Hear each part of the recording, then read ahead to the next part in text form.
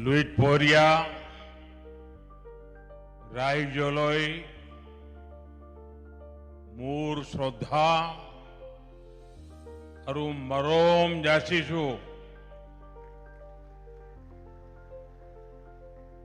असम के गवर्नर लक्ष्मण प्रसाद आचार्य जी, मुख्यमंत्री हेमंता बिश्वा शर्मा जी, केंद्र में मेरे सहयोगी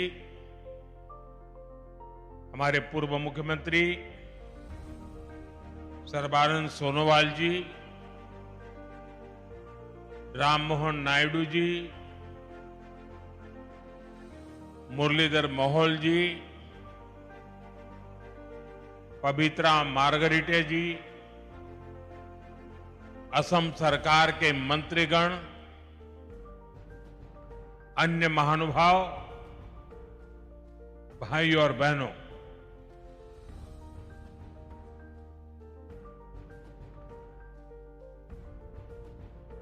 मैं अपना भाषण शुरू करूं उससे पहले मैं आप सबसे एक प्रार्थना करता हूं। ये आज विजय का आज का जो दिवस है एक प्रकार से विकास के उत्सव का दिवस है और ये सिर्फ असम नहीं, पूरे नॉर्थ ईस्ट के विकास का उत्सव है। और इसलिए मेरी आपसे प्रार्थना है कि अपना मोबाइल फोन निकालिए, उस पर फ्लैश लाइट चालू कीजिए और सबके सब इस विकास उत्सव में भागीदार बनिए। हर एक के मोबाइल फोन का लाइट जलना चाहिए। देखिए तालियों की गूंज से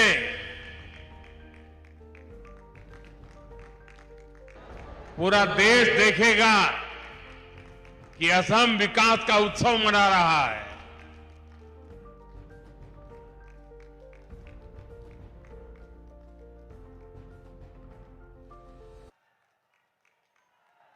जब विकास का प्रकाश पहुंचता है तो जिंदगी की हर राह नई ऊंचाइयों को छूने लग जाती है। बहुत बहुत धन्यवाद सबका।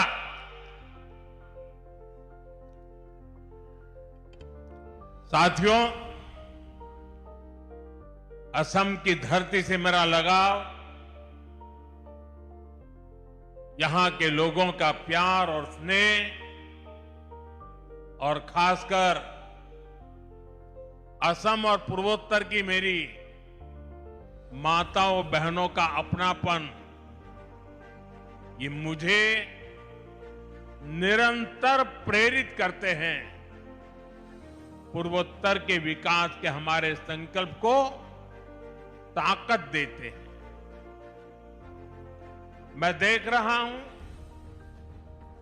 आज एक बार फिर असम के विकास में नया अध्याय जुड़ रहा है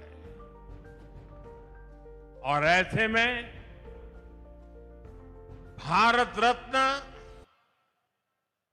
भूपेन दा की पंक्तियां बहुत सटीक हो जाती है। लुइदोर पार जिलिकाई टूली बोलोई आमी प्रतिज्ञाबद्ध आमी संकल्पबद्ध, यानी लुइत नदी का तट उज्जवल होगा, अंधकार की हर दीवार टूटेगी और ये होकर रहेगा, यही हमारा संकल्प है, यही हमारी प्रतिज्ञा है। साथियों, भूपेन दा की ये पंक्तियां केवल एक गीत नहीं थी, ये असम को प्यार करने वाली हर महान आत्मा का संकल्प था। और आज ये संकल्प हमारे सामने सिद्ध हो रहा है। जैसे असम में विशाल ब्रह्मपुत्र की धाराएं कभी नहीं रुकती, वैसे ही बीजेपी की डबल इंजन सरकार में यहां विकास की धारा भी अनवरत बह रही है। आज लोकप्रिय गोपीनाथ बोरदोलोई एयरपोर्ट के नए टर्मिनल का उद्घाटन हमारे इस संकल्प का प्रमाण है। मैं सभी असम वासियों को, देश के लोगों को इस नई टर्मिनल बिल्डिंग के लिए बहुत बहुत बधाई देता हूं। बहनों और भाइयों, अब से कुछ देर पहले मुझे गोपीनाथ बोरदोलोई जी की प्रतिमा का अनावरण करने का सौभाग्य मिला है। बोरदोलोई जी असम के पहले मुख्यमंत्री थे, असम का गौरव थे, असम की पहचान, असम का भविष्य और असम के हित उन्होंने कभी भी इससे समझौता नहीं किया। उनकी ये प्रतिमा आने वाली पीढ़ियों को प्रेरित करती रहेगी, उनमें असम को लेकर गौरव की भावना जगाएगी। साथियों, आधुनिक एयरपोर्ट जैसी सुविधाएं, कनेक्टिविटी का आधुनिक इंफ्रास्ट्रक्चर, ये किसी भी राज्य के लिए नई संभावनाओं और नए अवसरों के गेटवे होते हैं। ये राज्य के बढ़ते आत्मविश्वास और लोगों के भरोसे के स्तंभ होते हैं। आप भी जब देखते हैं कि असम में इतने शानदार हाईवे बन रहे हैं, एयरपोर्ट बन रहे हैं, तो आप भी कहते हैं अब जाकर असम के साथ न्याय होना शुरू हुआ है। वरना साथियों, कांग्रेस की सरकारों के लिए असम और पूर्वोत्तर का विकास उनके एजेंडे में ही नहीं था। कांग्रेस की सरकारें और उनमें बैठे लोग कहते थे, असम और पूर्वोत्तर में जाता ही कौन है। कांग्रेस कहती थी असम को, पूर्वोत्तर को आधुनिक एयरपोर्ट की, हाईवेज और बेहतर रेलवेज की जरूरत क्या है। इसी सोच की वजह से कांग्रेस ने दशकों तक इस पूरे क्षेत्र की उपेक्षा की। साथियों, कांग्रेस 6-7 दशक तक जो गलतियां करती रही और मोदी एक एक करके उसको सुधार रहा है।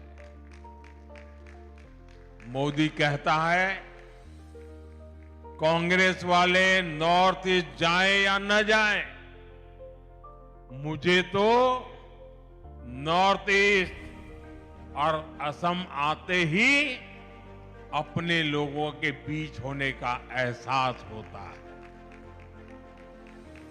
मोदी के लिए असम का विकास ये जरूरत भी है, जिम्मेदारी भी है और इसकी जवाबदेही भी है।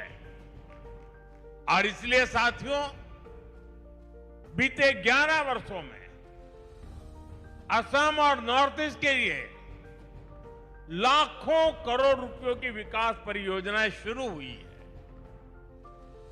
आज असम आगे भी बढ़ रहा है और नए कीर्तिमान भी गढ़ रहा है।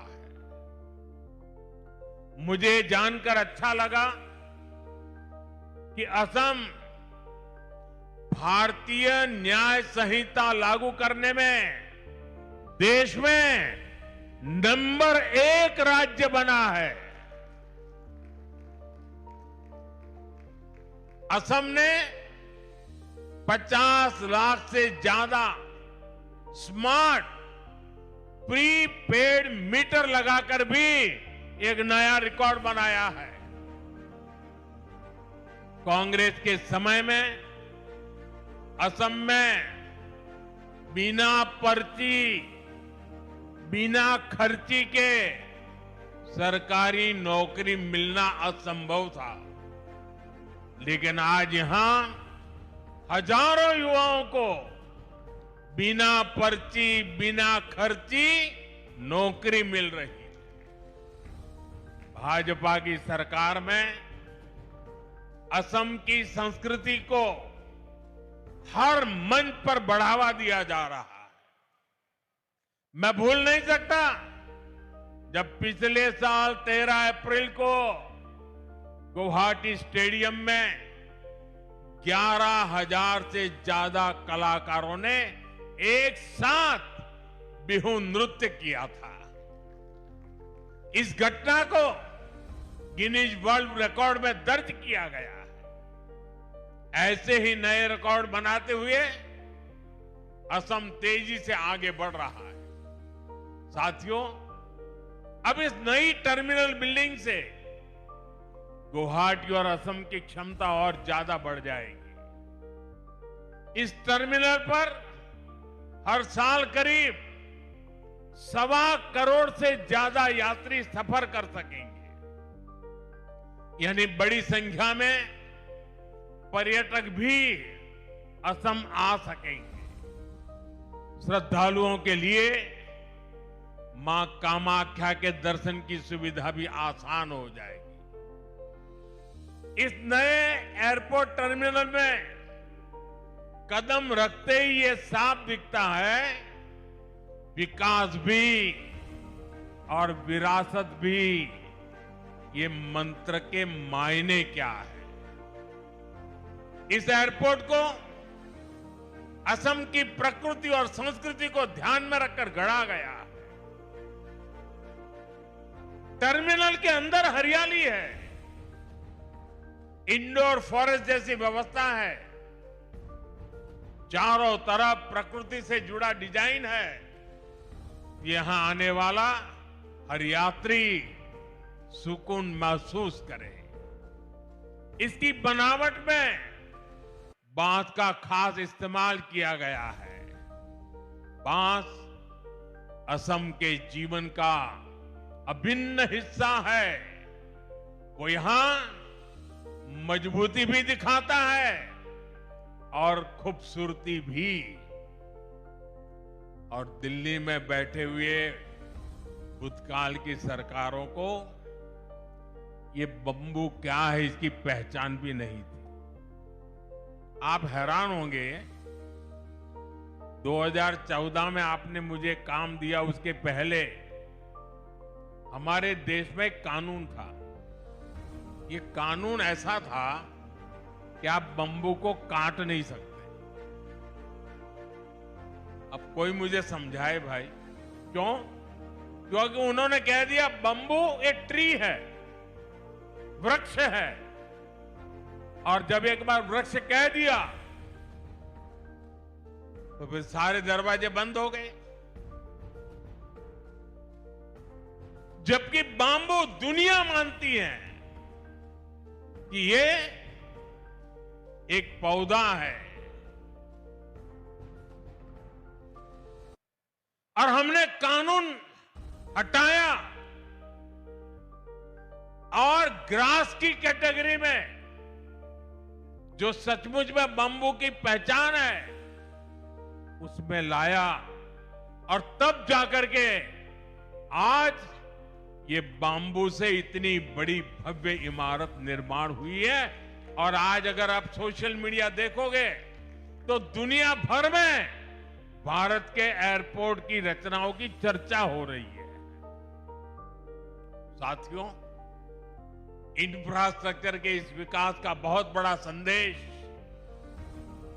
भारत की विकास यात्रा की पहचान बन रहा है। इससे उद्योगों को बढ़ावा मिलता है, निवेशकों को कनेक्टिविटी का भरोसा मिलता है, लोकल प्रोडक्ट्स को दुनिया भर में पहुंचाने का रास्ता खुलता है और सबसे बड़ा भरोसा उस युवा को मिलता है जिसके लिए नए अवसर पैदा होते हैं। और इसलिए आज हम असम को असीम संभावनाओं की इस उड़ान पर आगे बढ़ते देख रहे हैं। साथियों, आज भारत को देखने का दुनिया का नजरिया बदला है और भारत की भूमिका भी बदली है। भारत अब दुनिया की तीसरी सबसे बड़ी अर्थव्यवस्था बनने जा रहा है। 11 साल के भीतर भीतर ये कैसे हुआ? साथियों, इसमें बहुत बड़ी भूमिका आधुनिक इंफ्रास्ट्रक्चर के विकास की है। भारत 2047 की तैयारी कर रहा है। विकसित भारत के संकल्प को सिद्ध करने के लिए हम इंफ्रास्ट्रक्चर पर फोकस कर रहे हैं और सबसे अहम बात यह है कि विकास के इस महान अभियान में देश के हर राज्य के हर क्षेत्र की भागीदारी है। हम पिछड़ों को प्राथमिकता दे रहे हैं। देश का हर राज्य एक साथ प्रगति करे और विकसित भारत के मिशन में अपना योगदान दे। हमारी सरकार इस दिशा में काम कर रही है और मुझे खुशी है कि आज असम और पूर्वोत्तर हमारे इस मिशन का नेतृत्व कर रहे हैं। हमने एक्ट ईस्ट पॉलिसी के जरिए पूर्वोत्तर को प्राथमिकता दी और आज हम असम को भारत के ईस्टर्न गेटवे के रूप में उभरता देख रहे हैं। असम भारत को आसियान देशों से जोड़ने के लिए ब्रिज की भूमिका निभा रहा है। ये शुरुआत अभी बहुत आगे तक जाएगी और असम कई क्षेत्रों में विकसित भारत का इंजन बनेगा। साथियों, आज असम और पूरा नॉर्थ ईस्ट भारत के विकास का नया प्रवेश द्वार बन रहा है। मल्टी मॉडल कनेक्टिविटी के संकल्प ने इस क्षेत्र की दिशा और इसकी दशा दोनों बदली है। असम में नए पुल बनाने की रफ्तार, नए मोबाइल टावर लगाने की स्पीड, विकास के हर काम की गति सपनों को हकीकत में बदल रही है। ब्रह्मपुत्र पर बने पुलों ने असम की कनेक्टिविटी को नई मजबूती और नया आत्मविश्वास दिया है। आजादी के बाद के 6-7 दशक में यहां केवल 3 बड़े पुल बन पाए थे, लेकिन पिछले 1 दशक में 4 नए मेगा ब्रिज पूरे किए गए हैं। इनके अलावा कई ऐतिहासिक परियोजनाएं आकार ले रही हैं। बोगीबील और ढोला सदिया जैसे सबसे लंबे पुलों ने असम को रणनीतिक रूप से और अधिक सशक्त बना दिया है। रेलवे कनेक्टिविटी में भी एक क्रांतिकारी बदलाव आया है। बोगीबील ब्रिज के शुरू होने से अपर असम और देश के बाकी हिस्सों के बीच की दूरी सिमट गई है। गुवाहाटी से न्यू जलपाईगुड़ी तक चलने वाली वंदे भारत एक्सप्रेस ने यात्रा के समय को कम कर दिया है। देश में वाटरवेज के विकास का फायदा भी असम को मिल रहा है। कार्गो ट्रैफिक में 140% की बढ़ोतरी हुई है। इस बात का प्रमाण है कि ब्रह्मपुत्र केवल नदी नहीं बल्कि आर्थिक शक्ति का प्रवाह है। पान्नू में पहली शिप रिपेयर सुविधा विकसित हो रही है। वाराणसी से डिब्रूगढ़ तक चलने वाली गंगा विकास क्रूज को लेकर उत्साह है। इसे north east global cruise tourism के मानचित्र पर स्थापित हो गया है। साथियों, कांग्रेस की सरकारों ने असम और पूर्वोत्तर को विकास से दूर रखने का जो पाप किया था, उसका बहुत बड़ा खामियाजा देश की सुरक्षा, एकता और अखंडता को उठाना पड़ा। कांग्रेस की सरकारों में हिंसा का दौर दशकों तक फलता फूलता रहा। हम केवल 10-11 साल के भीतर उसे खत्म करने की तरफ बढ़ रहे हैं। पूर्वोत्तर में पहले जहां हिंसा और खून खराबा होता था, आज वहां 4G और 5G टेक्नोलॉजी से डिजिटल कनेक्टिविटी पहुंच रही है। जो जिले कभी हिंसाग्रस्त माने जाते थे, आज वो आकांक्षी जिलों के रूप में विकसित हो रहे हैं। आने वाले समय में यही इलाके इंडस्ट्रियल कॉरिडोर भी बनेंगे। इसलिए आज नॉर्थ ईस्ट को लेकर एक नया भरोसा जगा है। हमें इसे और मजबूती देनी है। साथियों, हमें असम और पूर्वोत्तर के विकास में कामयाबी इसलिए भी मिल रही है कि हम इस क्षेत्र की पहचान और संस्कृति की सुरक्षा कर रहे हैं। कांग्रेस ने एक और पाप किया था। उसने यहां की पहचान को मिटाने की साजिश की थी। और यह षड्यंत्र केवल कुछ वर्षों का नहीं है। कांग्रेस के इस पाप की जड़ें आजादी के पहले से जुड़ी है। वो समय जब मुस्लिम लीग और अंग्रेजी हुकूमत मिलकर भारत के विभाजन की जमीन तैयार कर रहे थे, उस समय असम को भी अविभाजित बंगाल का यानी ईस्ट पाकिस्तान का हिस्सा बनाने की योजना बनाई गई थी। कांग्रेस उस साजिश का हिस्सा बनने जा रही थी। तब बोरदोलोई जी अपनी ही पार्टी के खिलाफ खड़े हो गए थे।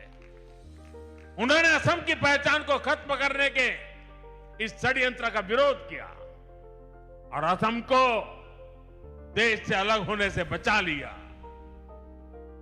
भाजपा पार्टी हमेशा पार्टी लाइन से ऊपर उठकर हर देशभक्त का सम्मान करती है। अटल जी के नेतृत्व में जब भारतीय जनता पार्टी की सरकार आई, तब उन्हें भारत रत्न दिया गया। भाइयों बहनों, बोरदोलोई जी ने आजादी के पहले तो आसाम को बचा लिया था, लेकिन उनके बाद कांग्रेस ने फिर से असम विरोधी और देश विरोधी काम शुरू कर दिए। कांग्रेस ने अपना वोट बैंक बढ़ाने के लिए मजहबी तुष्टीकरण के षड्यंत्र रचे। बंगाल और असम में अपने वोट बैंक वाले घुसपैठियों को खुली छूट दी गई है। यहां की डेमोग्राफी को बदला गया है। इन घुसपैठियों ने हमारे जंगलों पर कब्जा किया, हमारी जमीनों पर कब्जा किया। इसका नतीजा यह हुआ कि पूरे असम की सुरक्षा और पहचान दांव पर लग गई है। साथियों, आज हेमंता जी की सरकार और उनकी टीम के सभी साथी बहुत मेहनत से असम के संसाधनों को इस गैर कानूनी और देश विरोधी अतिक्रमण से मुक्त करा रही है। असम के संसाधन असम के लोगों के काम आए, इसके लिए हर स्तर पर काम हो रहा है। केंद्र सरकार ने भी घुसपैठ रोकने के लिए सख्ती की है। अवैध घुसपैठियों को बाहर निकालने के लिए उनकी पहचान भी कराई जा रही है। लेकिन भाइयों बहनों, कांग्रेस पार्टी और इंडी गठबंधन के लोग खुलकर देश विरोधी एजेंडे पर उतर आए हैं। देश का सुप्रीम कोर्ट तक घुसपैठियों को बाहर करने की बात कर चुका है, लेकिन ये लोग घुसपैठियों के बचाव में बयानबाजी कर रहे हैं।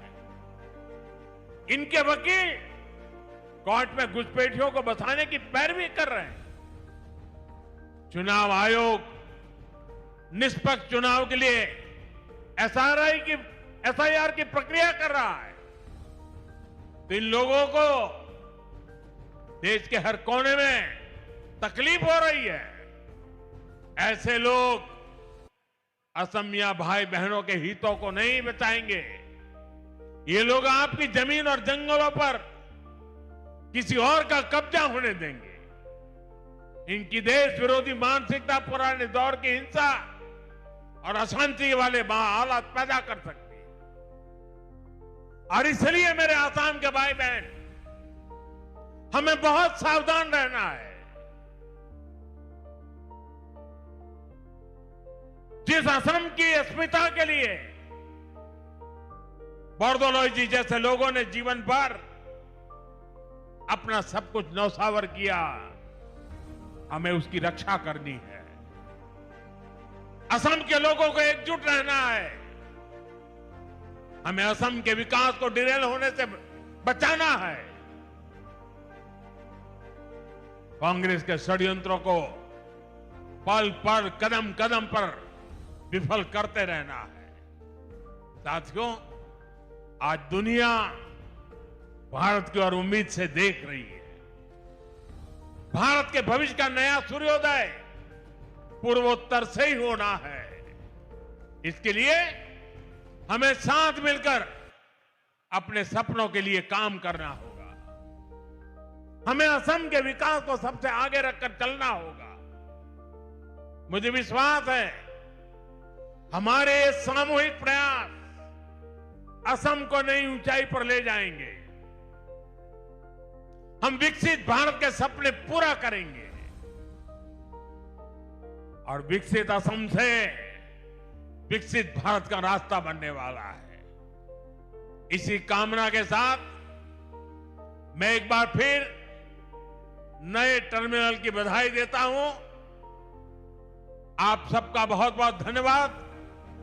मेरे साथ बोलिए, वंदे वंदे वंदे वंदे वंदे वंदे वंदे।